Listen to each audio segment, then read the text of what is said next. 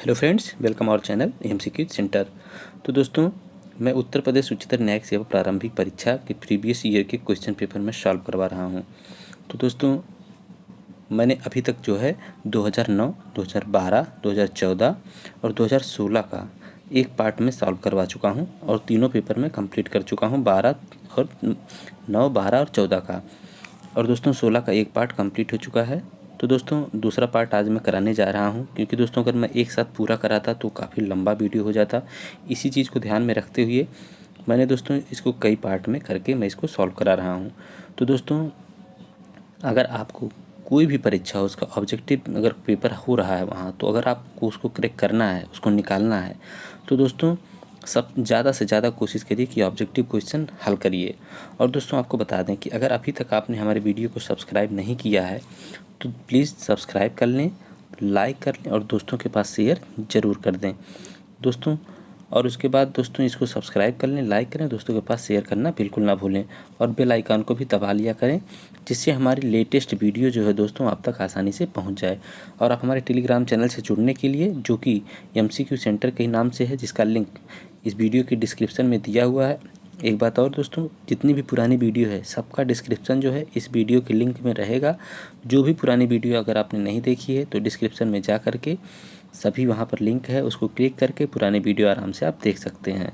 तो दोस्तों, objective question का रोल इतना महत्वपूर्ण होता है प्री एग्ज़ामों में कि आप जितना ज़्यादा ऑब्जेक्टिव क्वेश्चन हल करेंगे उतना ही ज़्यादा आपके सफल होने के चांसेस बढ़ जाते हैं। थ्योरी तो पढ़ना ज़रूरी ही है, लेकिन साथ में ऑब्जेक्टिव क्वेश्चन भी हल करना उतना ही ज़रूरी है जितना कि थ्योरी। क्योंकि जब आप थ्योरी पढ़ेंगे और ऑब्जेक्टिव क्वेश्चन हल नहीं करेंगे तो आपको अंदाज़ा नहीं लग पाता कि क्वेश्चन किस फॉर्मेट पे बनाया जा रहा है और क्वेश्चन जो एग्ज़ाम का जो पैटर्न है वो किधर जा रहा है, किस दिशा में एग्ज़ाम जा रहा है। तो इसलिए दोस्तों आप ज़्यादा से ज़्यादा ऑब्जेक्टिव क्वेश्चन को हल करें, जिससे आपकी सफलता आसानी से सुनिश्चित हो सके। तो दोस्तों हम 2016 का दूसरा पार्ट आपके सामने लेकर आ रहे हैं और इसको सॉल्व करवा रहे हैं। तो दोस्तों पहला प्रश्न इसमें जो है आपका, इसमें है कि आ अपने मित्र गा से अपनी बाकी कार चलाने के लिए कहता है। गा कार चलाता है तथा एक अन्य घा से दुर्घटना कर देता है। घा द्वारा की गई कार्यवाही में। तो दोस्तों इसमें कौन सा विकल्प सही है?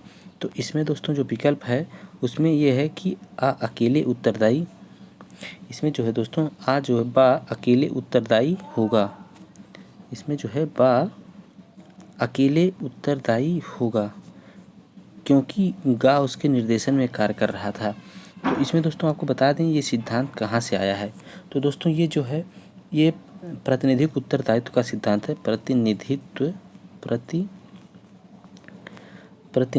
उत्तरदायित्व का सिद्धांत, प्रतिनिधित्व उत्तरदायित्व के सिद्धांत पर ये इलस्ट्रेशन आपका जो ये प्रॉब्लम है उसी पर बेस्ड है। इसमें दोस्तों क्या होता है, ये कहाँ कहाँ लागू होता है प्रातिनिधिक उत्तरदायित्व का सिद्धांत? तो ये दोस्तों 3 कंडीशनों में लागू होता है।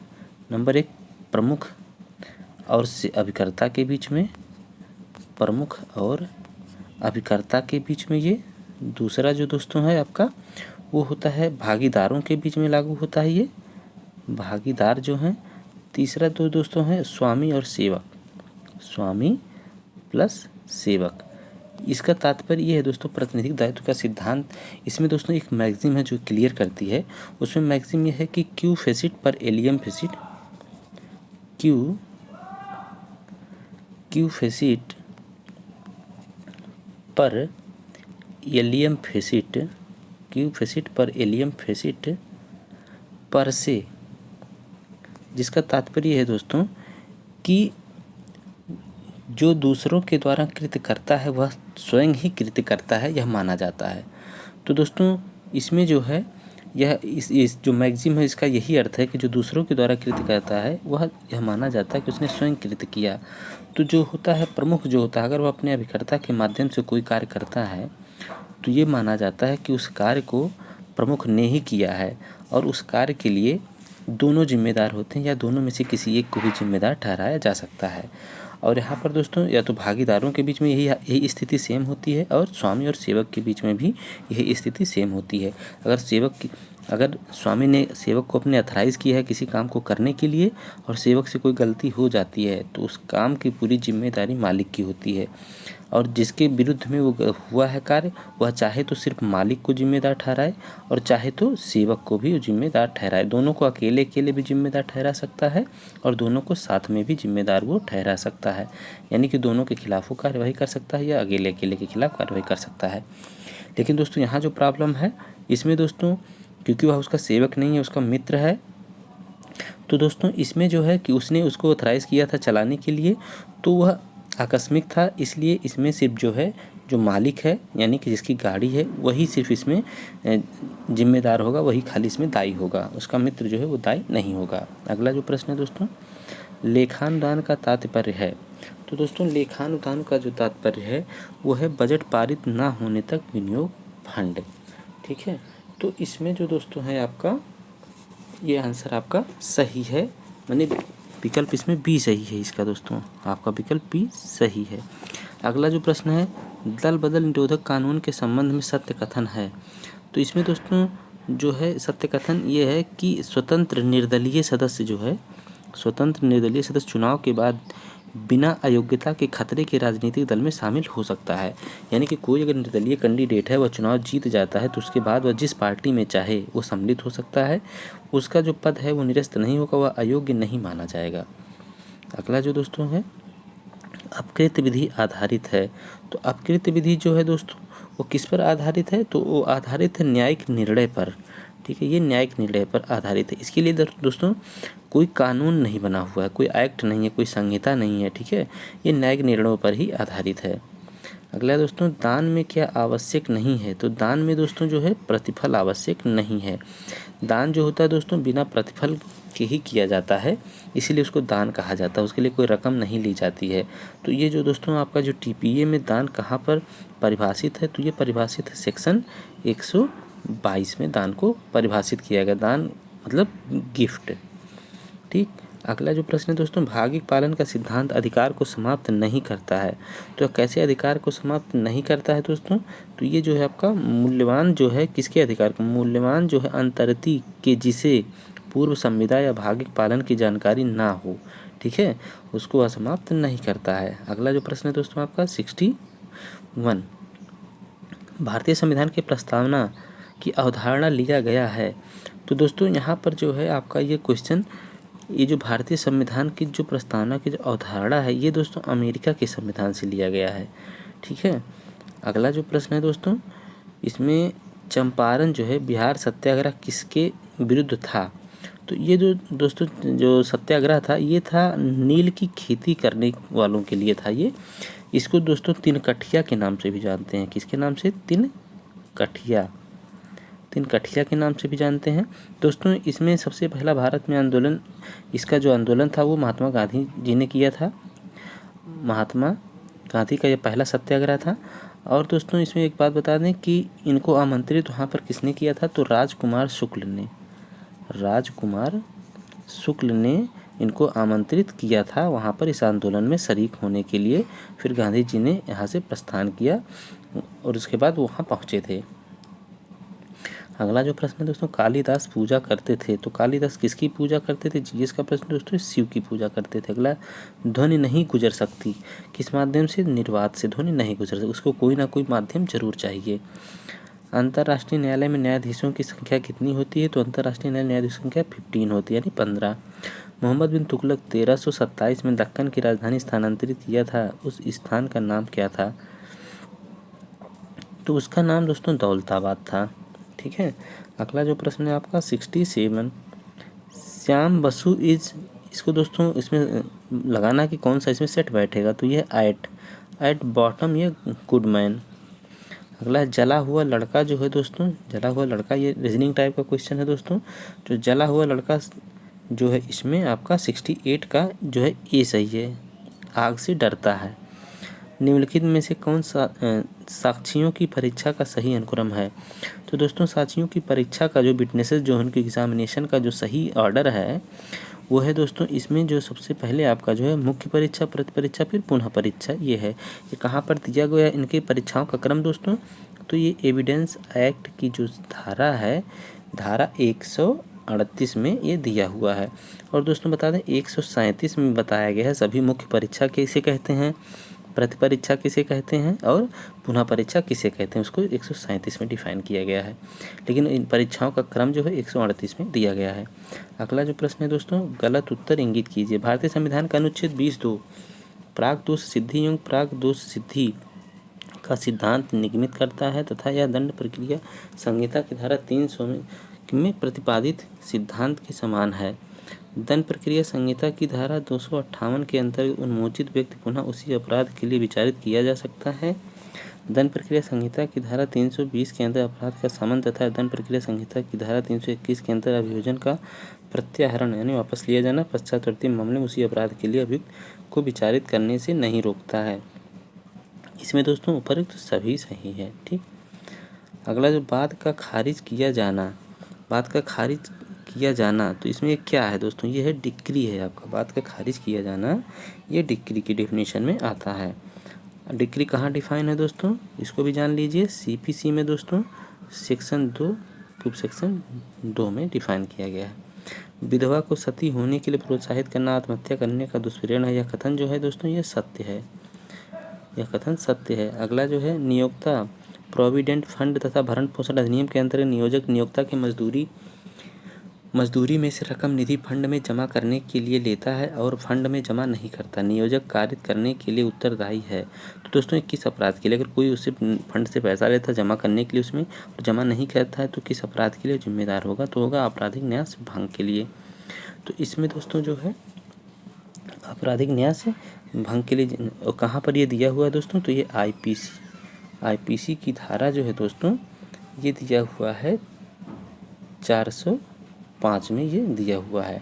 ठीक, 405 में।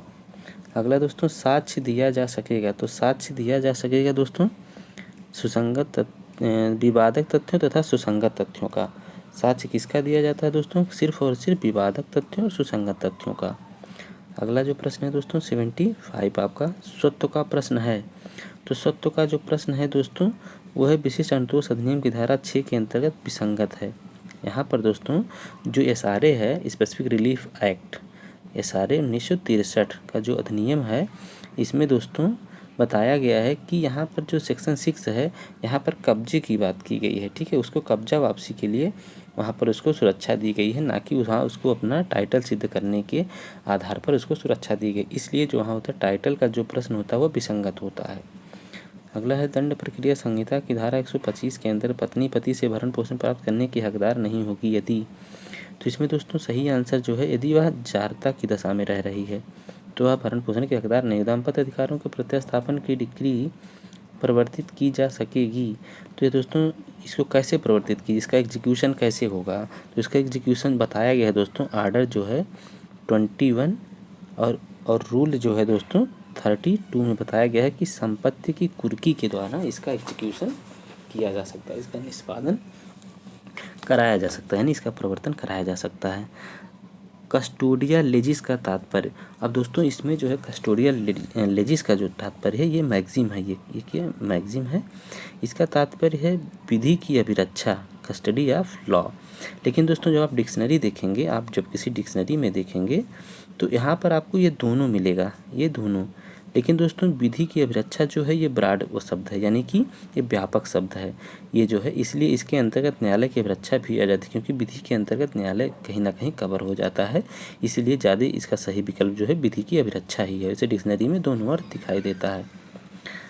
अगला जो है द्वितीयक साक्ष्य में अंतर्निहित है, तो द्वितीयक साक्ष्य में दोस्तों इसमें क्या अंतर्निहित है, क्या क्या द्वितीयक साक्ष्य में आते हैं, तो इसमें दोस्तों सभी द्वितीयक साक्ष्य में आते हैं, यानी कि प्रमाणित प्रतियां, मूल से बनाई गई तुलना की गई प्रतिलिपियां, मूल से यांत्रिक प्रक्रिया द्वारा की गई प्रतिलिपियां तथा ऐसी प्रतिलिपियों से तुलना की गई प्रतिलिपियां। यहाँ पर मूल से यांत्रिक प्रक्रिया द्वारा बनाई गई प्रतिलिपियां होनी चाहिए दोस्तों, यहाँ छूटा हुआ है। प्रलोभन का तात्पर्य है दोस्तों, प्रलोभन का तात्पर्य है उकसाना।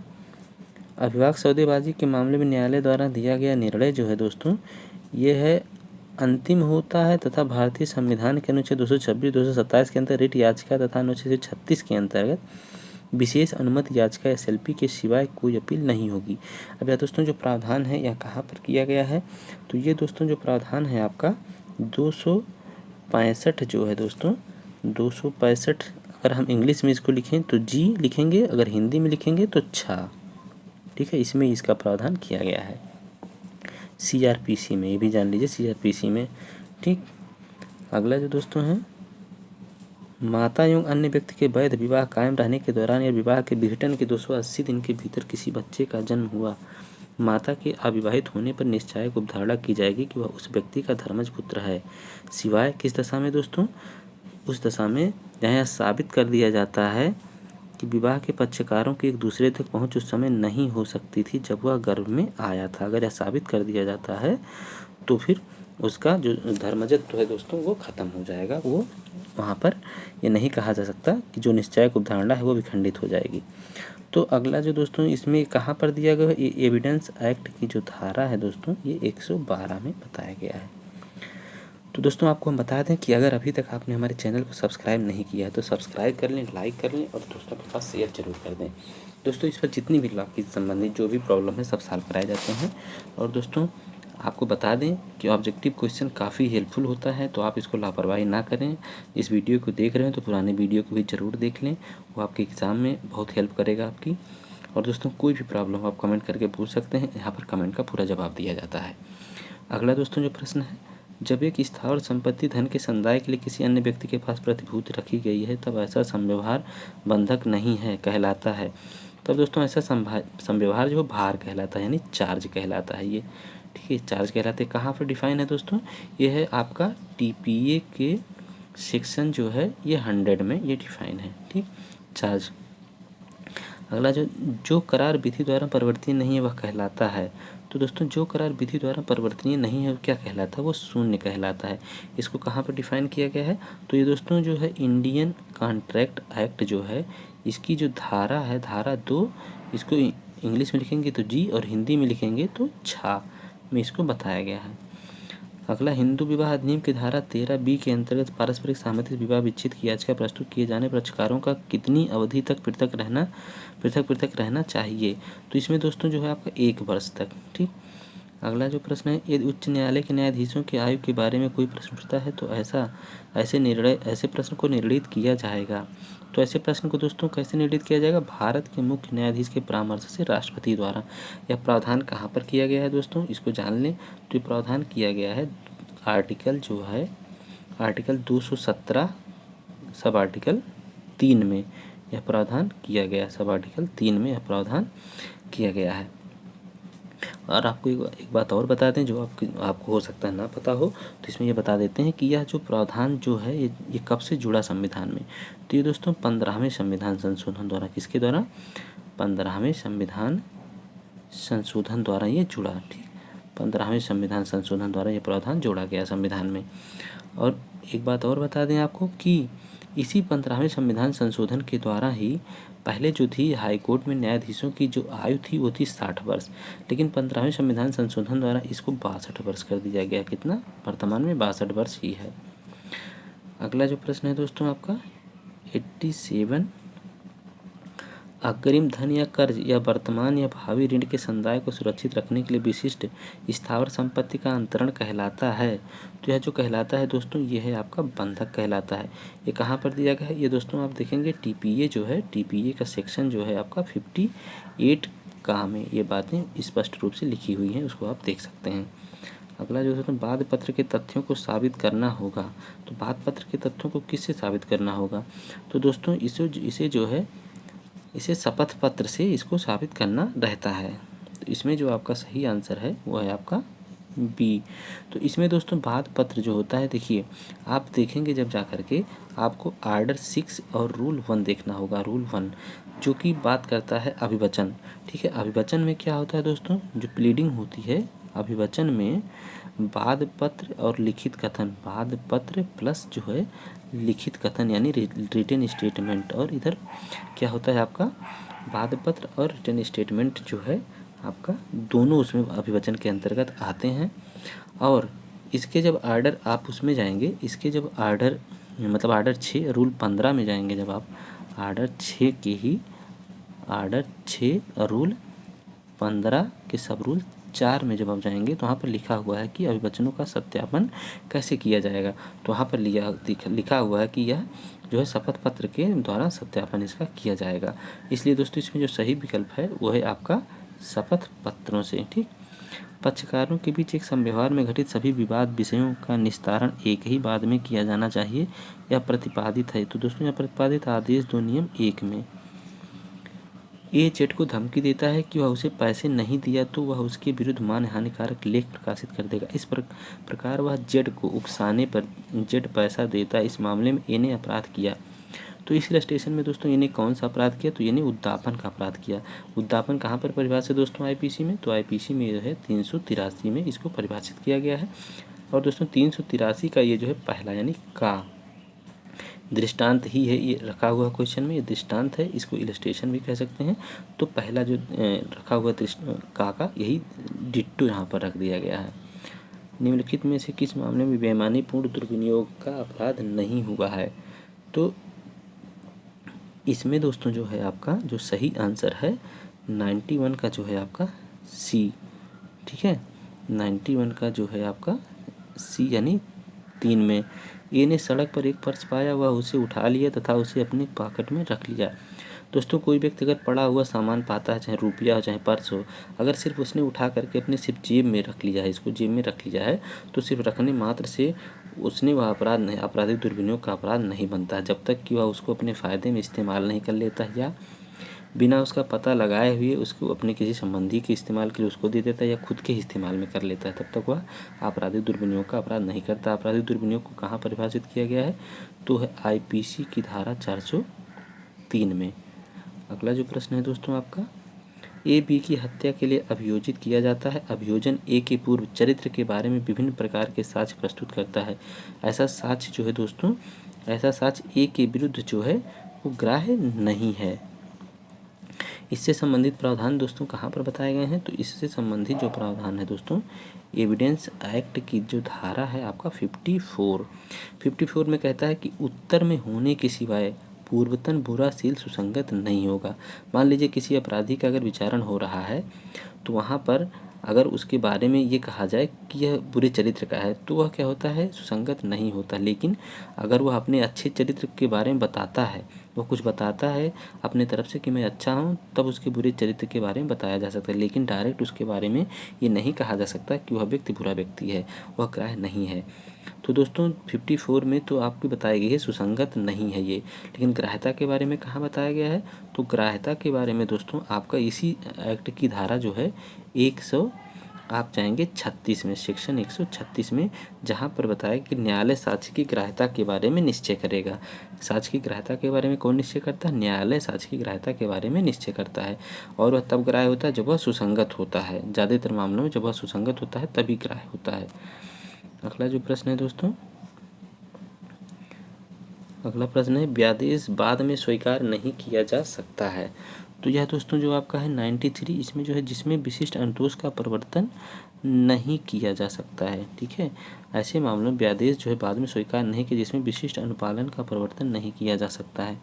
अगला पुरुष सूक्त एक भाग है, तो किसका भाग है दोस्तों? ये है ऋग्वेद का भाग है। जीएस का प्रश्न है, प्रथमतः एक अभियुक्त संस्वीकृत करता है लेकिन कुछ समय के बाद पीछे हट जाता है और इसे इनकार कर देता है, यह कहलाता है। तो यह कहलाता है दोस्तों आपको वापस ले ली गई संस्वीकृति कहलाती है। ये बी को धक्का दे दिया जिससे बी का दांत टूट गया। इस मामले में ए ने अपराध कारित किया। तो इसमें दोस्तों ए ने कौन सा अपराध कारित? ए ने गंभीर उपाधि कारित यानी ग्रीवियस हर्ट का अपराध किया। अब ग्रीवियस हर्ट आईपीसी में दोस्तों कहाँ पर बताया गया कि कौन सा अपराध ग्रीवियस हर्ट है? तो ये बताया गया आईपीसी के सेक्शन जो है 320 में, जबकि 319 में सिंपल हर्ट के बारे में बताया गया, नहीं उपाधि के बारे में बताया गया है। 320 में ग्रीवियस हर्ट के बारे में बताया गया है। इसमें कुछ चीज़ें बताई गई कि कौन कौन अपराध कब ग्रीवियस हर्ट माने जाएंगे। तो दांत टूटने का जो अपराध दोस्तों ये 320 के 7वें खंड में बताया गया है, 7वें खंड में बताया गया है। ठीक है, अगला जो दोस्तों आपका है 97, जहाँ 2 या 2 से अधिक न्यायालय अधिकारिता रखते हैं, सिविल प्रक्रिया संहिता की धारा 20 के अधीन सिविल न्यायालय की अधिकारिता जो है दोस्तों पक्षकारों के बीच स्पष्ट करार द्वारा अपवर्जित की जा सकती है। तो इसमें दोस्तों आपका सही आंसर जो है आपका है वो ए सही है। अगला प्रश्न है प्रथम हूण आक्रमण किसके शासन में हुआ? तो प्रथम हूण आक्रमण जो है दोस्तों ये हुआ अशोक धर्मन के समय में। वह मीटिंग के समाप्त होने पर बैग को उठाकर चल दिया। तो इसमें दोस्तों क्या है, उसके वास्तविक आशय को देखा जाएगा। इसमें जो सही है उसके वास्तविक आशय को देखा जाएगा। अगला, साक्ष्य का अनुचित ग्रहण या अग्रहण आधार नहीं होगा। तो यह दोस्तों इसका क्या आधार नहीं होगा, तो इसमें जो दोस्तों आपका सही आंसर है वो है आपका डी, यानी कि ए और बी दोनों नए विचारण का किसी निर्णय को उलटने का। ये प्रावधान कहाँ पर दिया गया है, ये दोस्तों एविडेंस एक्ट की जो धारा है 167 में ये प्रावधान किया गया है कि कोई भी इसके सिर्फ साक्ष्य के अनुचित ग्रहण या अग्रहण के आधार पर नया विचारण नहीं होगा और किसी निर्णय को उल्टा नहीं जाएगा। तो दोस्तों उम्मीद है आपको काफ़ी पसंद आ रहा होगा, और आपको कोई प्रॉब्लम हो तो आप बता सकते हैं दोस्तों। और दोस्तों इसमें आप जो है, अगर आपने अभी तक सब्सक्राइब नहीं किया है तो प्लीज़ सब्सक्राइब कर लें, लाइक कर लें और दोस्तों के पास शेयर जरूर कर दें। और आपकी कोई भी समस्या हो आप कमेंट करके आराम से इसमें पूछ सकते हैं, यहाँ पर आपको उसका उत्तर दिया जाएगा। तो दोस्तों आज के लिए इतना ही। नमस्कार, धन्यवाद।